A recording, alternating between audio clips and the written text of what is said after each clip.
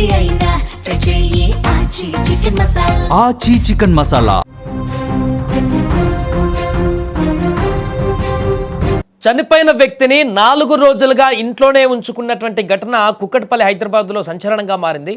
దీంట్లో ఇప్పుడు అనేక అంశాలు బయటకు వస్తున్నాయి. హైదరాబాద్ కుక్కట్పల్లిలో ఓ ఇంట్లో 4 రోజులుగా మృతదేహాన్ని ఉంచిన కేసులో షాకింగ్ విషయాలు ఇప్పుడు వెలుగు చూస్తున్నాయి. మృతదేహానికి అంత్యక్రియలు నిర్వహించకుండా ఇంట్లోనే ఉంచి ప్రార్థనలు చేస్తున్నామంటూ వింతగా మాట్లాడినటువంటి ఘటన ఇప్పుడు అక్కడ స్థానికంగా కలకలం రేపుతోంది.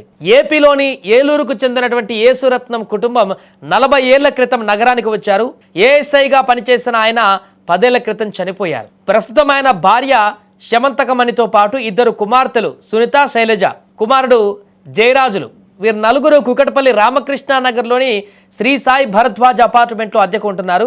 3 పిల్లలకు ఇప్పటి వరకు వివాహం కాలేదు.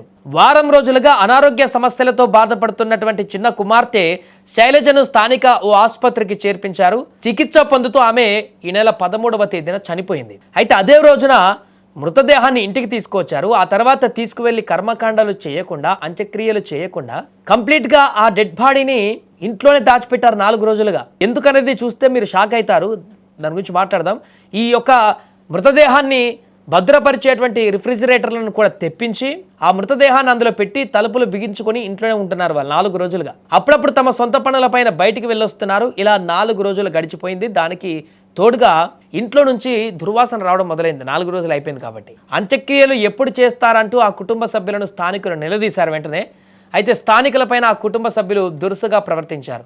తాము ప్రార్థనలు చేసుకుంటున్నాం, అంత్యక్రియలు మా ఇష్టం వచ్చినప్పుడు చేసుకుంటాం, అడగడానికి మీరెవరు అంటూ స్థానికులతో గొడవకు దిగారు. పైగా వారింట్లో నుంచి దుర్వాసన కూడా వస్తుండడంతో స్థానికులు నిన్న కుకట్పల్లి పోలీసులకు సమాచారం అందించారు. ఇంట్లో ఏదో చేస్తున్నారు, 4 రోజులు అవుతుంది, మృతదేహాన్ని బయటకు తీయట్లేదు, అంత్యక్రియలు చేయట్లేదు, అసలు ఏం జరుగుతుందో ఆ మృతదేహంతో ఇంట్లోకి ఎవరిని రానివ్వట్లేదు అనేటువంటి భయాందోళన కలిగింది. వెంటనే పోలీసులకు చెప్పారు. అయితే పోలీసులకు సైతం ఆ కుటుంబం చుక్కలు చూపించింది. ఇంట్లోకి వెళ్తుంటే ఎంతకీ తలుపులు తీయలేదు.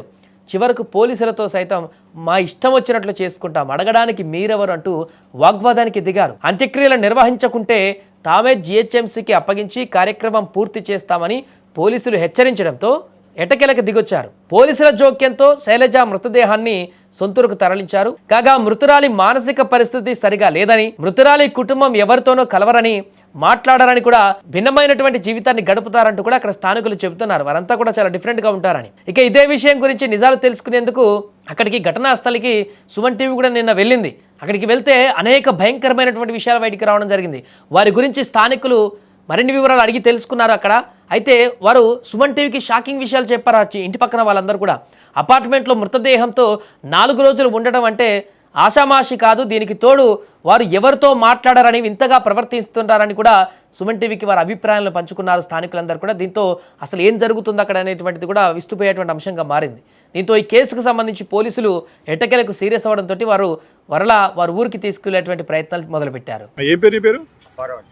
ఏమైంది, ఏం జరిగింది? జరిగిందండి హాస్పిటల్కి ఎలా తీసుకెళ్ళారో కూడా తెలియదు.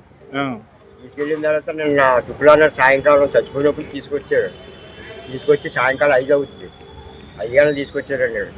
తీసుకొస్తే మేము చూసాం, ఏంటి బాడీలా ఉంది అనుకున్నామండి. ఆ బాడీ అనుకుంటే చూద్దాం తెల్లగొడ్డ వేసి ముసుకేసి ఉంది. ముసుకేసి ఉంటే మళ్ళీ పైన దుప్పడేసి మళ్ళీ పైకి డ్రైవరు వాళ్ళ 3 మొత్తం మోసుకొని పైకి. ఏ రోజు జరిగింది?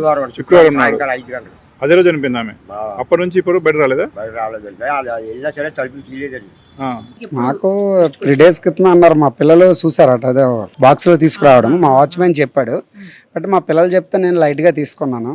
మా పిల్లలు అంటే చిన్నోళ్ళే, ఇంకా 20 ఇయర్స్ బాబులే. తర్వాత రోజు మన వాళ్ళు అందరు చెప్పారు నిజమేనండి అన్నారు. సరే మా పైన రవి గారు ఉన్నారు, ఆయనతో ఒకసారి వెళ్ళి మాట్లాడతామంటే రవి గారి నుంచి సార్తో మాట్లాడతామని చెప్పి సరే తెల్లలేదు. నిన్న ఇదే టైంకి కాల్ చేసాము పోలీసులకి. వచ్చారు. వచ్చిన తర్వాత నుంచి తీసేస్తాము, ఇది కదా అంతా 7 అయిపోయింది. తర్వాత తీయలేదు. సరే మార్నింగ్ తీసేస్తామంటే మాకు టైం ఇవ్వమన్నారు. పూజలు చేయాలి, ఎవరు రావద్దని చెప్తున్నారంట. ఏం పూజలు మాకు తెలియదు మేడం. రావద్దు, ఎవరు వస్తే కత్తి చూపిస్తున్నారంట. అందుకని మేము శవాన్ని మాత్రం మేము ఇవ్వము, ఇక్కడ పూజలు చేసినాక ఇస్తామని అంటున్నారు. ఈ బిల్డింగ్లో ఏం లేదు మేడం. వీళ్ళు ఉండబట్టి 18 సంవత్సరాల నుంచి ఉంటున్నారు. 6 ఇయర్స్ బ్యాక్ వీళ్ళ ఫాదర్ కూడా చనిపోయాడు. ఇప్పుడు అమ్మాయి ఫాదరు. వీళ్ళు నలుగురు ఉంటుండ్రి, తల్లి కొడుకు 2 కూతురు. అమ్మాయి అంటే అనారోగ్యం వలన చనిపోయింది, మన రామదేవరావు హాస్పిటల్ అని చనిపోయింది ఫ్రైడే. మోర్ దెన్ 42 చనిపోయిన తర్వాత ఇక్కడ తీసుకొచ్చారు.